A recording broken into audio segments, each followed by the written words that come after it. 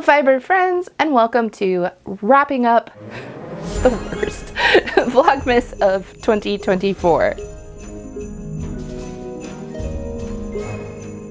I intended to post daily or semi every other day through December for Vlogmas, but more than that intention, I promised myself I wouldn't stress out to get it done, and I feel like I've kept my promise. I didn't record or post or do Vlogmas things through the actual days of Christmas. Those were family days, and I got to hang out with my family. That was a lot of fun. We played board games on Christmas Day, which is kind of our family tradition. So I hope you all had a wonderful holiday, whatever you're celebrating. So what are we up to today in the final end of Vlogmas? Well, I have a couple of Advent boxes that I did not open yet because I'm opening them with you. So I held myself back. I was like, I could just put these under the tree and then be like, hi, got the most presents. Rude. There's 4 more Vlogmas boxes left, and I thought rather than doing them all at once, let's just open them throughout the video, because I have a few things I want to share with you about what I am working on in 2025, some reflections from 2024, and I promise to keep it snappy and keep it interesting. But I know you're all gonna say, we love to hear you talk and hang out and craft while you're talking. It's like hanging out with a friend. I'm glad you're not in my studio though, actually in real life, because there were a lot of onions in my salad that I just ate. My breath is a little less than fresh. Oh, this is cute. It says, do the thing. What a great stitch marker to put on your unfinished projects. I think it says it on both sides. This has a big lobster claw on it. If you don't know jewelry, that's what this type of a clasp is called, because it looks like a lobster claw, kind of. I think it makes sense. Actually, I think I'm going to clip it on my weaving project that I need to finish. There, it's like a little reminder to finish weaving. I'm also doing a little combing, sort of combing, flicking, I guess is the proper term, from the fleece that I scoured. It's this Romney Border Leicester cross fleece. This is what I scoured in the other video. I love this wool. It's just like a joy. Look at that. It's gorgeous. Here's a handful of locks. So I'm just gonna kind of flick it open until I don't see any clumpy bits. It's lovely and aligned. And then I'll do the same on the tips.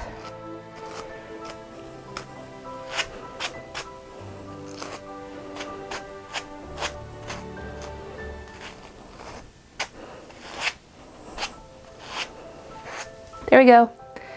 Beautiful. So beautiful. Then I take the bottom, the cut side, the tips are over here, the cut side, and then I can spin. This is what some people would call true worsted, because everything is aligned going the same direction, and I'm not letting any twist into my drafting zone, which is up here. All the twist is between my front hand and the spinning wheel.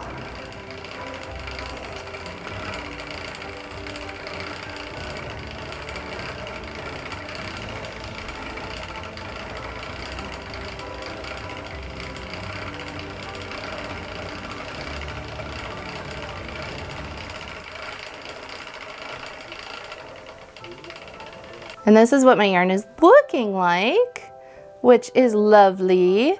Might need to fix a few little inconsistencies. How about I turn up the tension a little bit? That'll probably help. That helped. Time for another Advent box. This one is 23, and it's kind of bulging, like I can feel something squishy in there. Maybe more yarn. I don't know. Not yarn. It's an adorable little pack away bag, reusable bag. And look at the bunnies and the little hearts of yarn. They're adorable. This is just gonna live in my purse because what if I happen to be driving around, and what if I accidentally happen to find a yarn store? And what if I happen to go in there and I need a reusable tote bag to put yarn in? Or floof, fiber, or whatever. It'll probably get used for groceries. You know, the last minute ones where you step into the store to get one thing for dinner and then you're like, oh wait, we need this, and oh wait, we need that, and then you end up with an armful of stuff, and then it'll be in my purse. Perfect. I wanted to share with you some of the stuff that I got for Christmas from my family. I got really thoughtful gifts this year, and I love it, all of it. Mark got me this speaker, which I'm holding upside down. The speaker is so thoughtful. Here's why.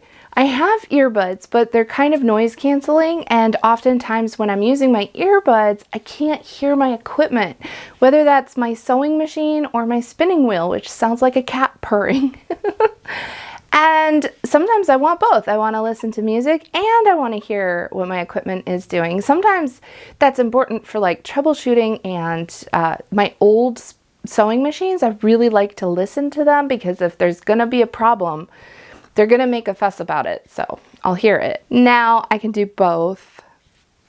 I love it. It has really good sound quality for a speaker this size. I was really impressed. Speaking of old sewing machines, my brother fixed the motor on the white sewing machine, and I had a plan to use up that fun fabric that I got from Joann's. I'm going to make bags out of them. I have a whole plan and everything, and I was like, let's do this. And I went and I pulled up the white, you know, because it's in a table, so it pops up. And I was like, wait, where's the motor? It had so much graphite dust in it. If you know motors, this might make sense to you, but this is what my brother told me. It had so much graphite dust in it that the motor, something was arcing, because graphite is lubricating, but it's also conductive. So when I would push the knee treadle, the machine would go rum, rum, rum, rum, rum, rum, rum, rum, but every now and then it would skip a meh. So it would be like rum, rum, rum, rum, rum, rum, rum, rum, rum, but really, really fast. But I could hear it. So he cleaned it all up, cleaned it all out. It's been re-greased and reinstalled. That machine is from the 1940s. So, you know, sometimes those old girls just need a little TLC. And now it runs like like it's supposed to. And it sounds great. Now I can listen to music and sew at the same time. And now that I have the motor back, I am going to make those little Advent bags. I'll probably post about it on Instagram or something, because it's still kind of Christmassy and I don't think people are really into that once we get into January. But I'll put it on Instagram so you can see how they turn out. I got off topic. Imagine that. My kids got me a Lego unicorn because they know me very well. And Mark, because he's incredibly thoughtful, got me another gift to go along with the sewing machine restoration, and it's snips, like thread snips, like snips. I have the thing on it so I don't hurt myself. I really enjoyed this Christmas. Like, I felt like everybody received their gifts thinking, oh, you really thought of me. And that's sometimes hard to do, but when it happens like that, it just feels more special, because the gifts don't have to be super fancy or expensive. Because like when people say it's the thought that counts, like sometimes we say that sarcastically, but genuinely, if someone did put thought into it, that feels different and makes a difference. So we had a lovely holiday, and I hope all of you did too. Keeping with the structure of this video, we're going to open another Vlogmas box, or Advent box, from Twice Sheared Sheep. So we've got 24 and 25 left. Let's open 24, and then I'm going to reflect a little bit on Jilly and Eve this year. We'll open 25, and then I will tell you plans for 2025. See what I did there? It actually kind of worked out, like 24, 20. I'm sure you get it. Oh, cool. Twice Sheared Sheep Quick Gauge. To measure your gauge, slide ruler over your project until stitches line up widthwise inside one of the gauge grids. How cool is this? It's catching a glare. I'm doing my best, but I have a lot of lights in here. I can tip it this way. So I think it's easier to see with my shirt in the background, and it is see-through, and you can use it for checking your gauge. Personally, no offense to Dawn and Twice Sheared Sheep and everybody over there. Personally, I don't trust it yet. We're gonna have to get to know each other and build a relationship, and I will probably also be using whatever that little Susan Bates square thing is that everybody has to double check, because I know how my gauge works out on that one, and then I'll double check this. I'm sure it's been tested. I'm just picky, I guess. But I think if it does work, it looks like it could be really cool because there's lines in between the two. And who hasn't had that moment where you kind of start going cross-eyed trying to count your stitches because all of a sudden you can't tell which V was for which stitch? Just me? I don't know. But there's lines between, which will help you count. Cool. How cool is that? Let's do a smidge of reflection on 2024. I made a collage of all the things I did in 2024, which, you know, the COE video and the trip to Peru both happened in this year. Like, this was the same year. That was a lot. Overall, I'm happy with what I accomplished, but I also feel like I'm left with too many unfinished projects.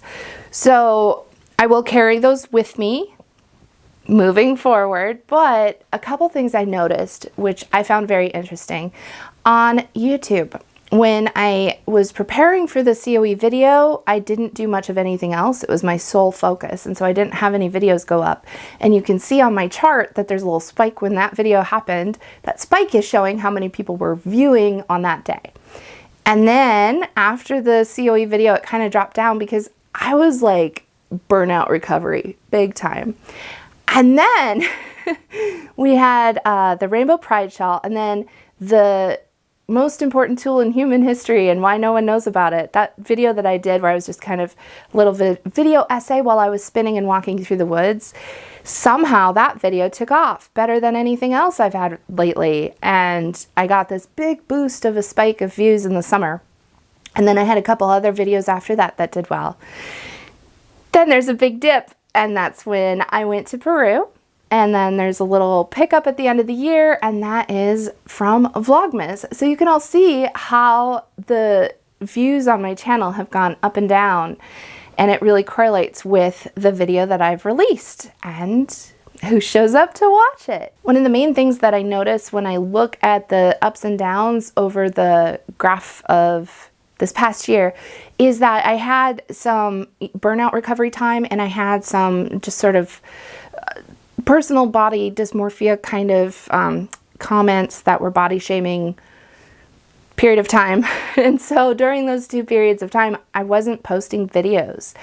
And it's really clear to see that when I don't post videos, I don't, you know, people can't watch it if it's not a video to watch, right? If it's not there, what are we doing? Like, that's the point. Because of that, I have some ideas going into 2025 that I want to share with you. But first, we have to open box 25. This one, yeah, it's also squishy.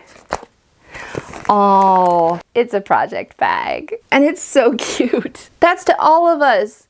We're all utterly awesome. I love a bad pun. I can't help it. It's just who I am. It's lined, very nice. And I have projects to go in here that I'll be doing in 2025. So let's talk about 2025. Looking through my statistics from last year, I kind of had a puzzle that I wanted to put together. Like, what can I learn from this to take into 2025 to make that the best year yet? And one of the things that I think is going to make a big difference for the Jillian Eve channel is consistency. I will call myself out on this. At the beginning of Jillian Eve, I posted a video every single week, like clockwork, and I was very diligent about it. And then I started to get bigger projects and more polished editing, and everything just got bigger and bigger and bigger, and it didn't fit into the time period, the time frame to write, record, edit, and put up a video for every single week. That would be fine if I was still producing the fancy videos on some kind of, you know, every 2 weeks or whatever. But I didn't do that this year, and so I'm kind of going back and forth like this little juggling in my mind. Do I want to have very polished, larger projects, or do I want to post more frequently with a variety of different things? And those things might get published a little faster or get completed in multiple videos instead of one long fancy video. After this experience with Vlogmas, and so many of you just loving the kind of chill, sit down and chat, you feel like you can pick up your project and you're hanging out with a friend, and so many of you have really enjoyed and appreciated that. So going into 2025, I'd like to try an experiment. Some of my best videos that have helped thousands of people with their spinning journey are the older tutorial videos that I did. I wasn't doing a project, I wasn't really getting into the history stuff, I was just making a video tutorial. Those are fun and they help our community, and that's great because when we have more spinners, we have more community. So I'd like to revisit some of those, do some topics that were requested that I never got around to. I would like to just refresh some of the older tutorials I did. They're not bad information, they're still great videos, but I've really grown as a YouTube video creator and tutorial presenter, so I'd like to just make them fresh and update those.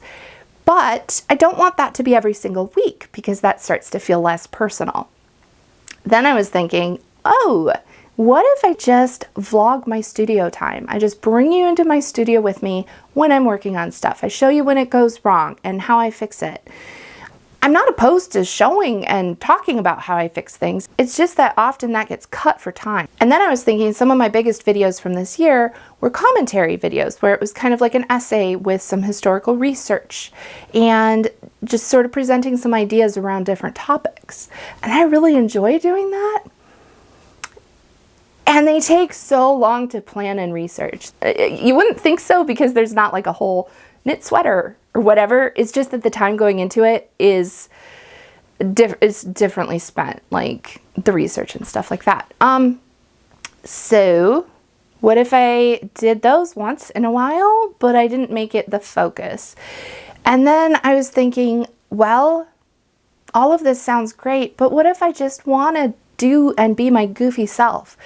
Early on in the Jillian Eve channel, I made some really silly videos and I had so much fun doing it. And I would love to do some of that again.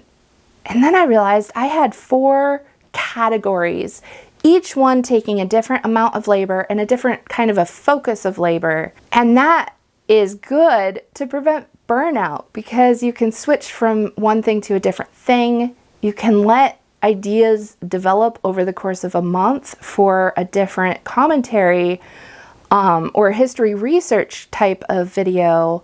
And while that's happening, I can be in my studio and sharing, you know, while I'm listening to like an audiobook for research or something like that, right? And this started to sound like it would make a lot of sense. And I can have a monthly video where I just nerd out and do some of the experiments that I love to do. It's very rambly, I hope this is making sense. But that's my plan going into 2025, to have some goofy experimental with yarn type, not experimental videos like cinematography, but like experimental, like what can I do with a spinning wheel? Those kind of videos. And then to have a straight up tutorial, which is easier for me to do because I know how to present stuff and I can, you know, just give myself an outline, turn on the camera, and that's practically done. So give me your ideas for topics And then I can have some deeper research where I share my rabbit holes with you and my thoughts on those things. I think altogether, I'm excited about this kind of a direction to really mix up the types of content, which is supposed to be a no-no for YouTube. By the way, on YouTube, they say be consistent, produce the same type of thing over and over again. If you look, a lot of people sort of have a formula. I think that's great, but there has to be a balance between chasing what people say the algorithm rewards and chasing what keeps me creative and energized and curious as a maker of things from wool and yarn, and, you know, preventing that burnout. So that's what I'm gonna move forward with in 2025. You can give me feedback, it's okay. I'm willing to hear it. So that's exciting, I think. It's a little bit of a new adventure, but also it's kind of a return to the roots of Jillian Eve. Oh dear, this is so rambly. I would like to get back to spinning. I also have another video to record. I did a workshop for patrons, and unfortunately the video came out blurry. So if you're one of those waiting for the recording, I'm gonna do it over again. I'm just gonna do it with my Canon so that the picture's more clear. That'll be up hopefully by the end of today, maybe. I'm gonna quit at dinner time though, so if it's not up by then, look for it New Year's Day, probably in the morning. What is that about, the workshop? It's about playing around with luxury fibers. I am spinning some of the vicuña that I brought back from Peru, the most expensive fiber in the world. And then I have like some muga silk and cashmere and yak, just a lot of fancy fibers that I'm playing around with. I'll show you what I did. This is the vicuña. Gorgeous. This is a little mini skein of cashmere that I forgot I had spun, but I found it when I was prepping and getting ready for the workshop. Anyway, I might put that in a little project, like a hat or something like that, because it's cashmere. It's incredibly soft and gorgeous. It's beautiful. And then this one I played around with. This is a blend of silk, vicuña, and cashmere, and it made a lovely yarn as well. So I guess what I'm up to is turning some music on my new speaker and getting that workshop recorded to go up for patrons. If you're with me this far, please forgive me. I want to do a little shout out, like self-promotion. When I was pulling up the charts from YouTube that show how many people were watching, it also shows how much money I made on my channel over the span of the whole year. If you take all the time I spent, you know, planning, recording, editing those videos, it's not even like minimum wage. So I can't overstate how important it is to have Patreon supporters. Thank you, every single one of you. Without you, I can't do this. Like it just financially doesn't work for my family. The support I get on Patreon makes or breaks the channel, and it makes a huge difference. I appreciate all of you. If you can't support me on Patreon and all you're doing is watching the videos, you're giving me your time and you're building this community, and all of that is incredibly valuable as well.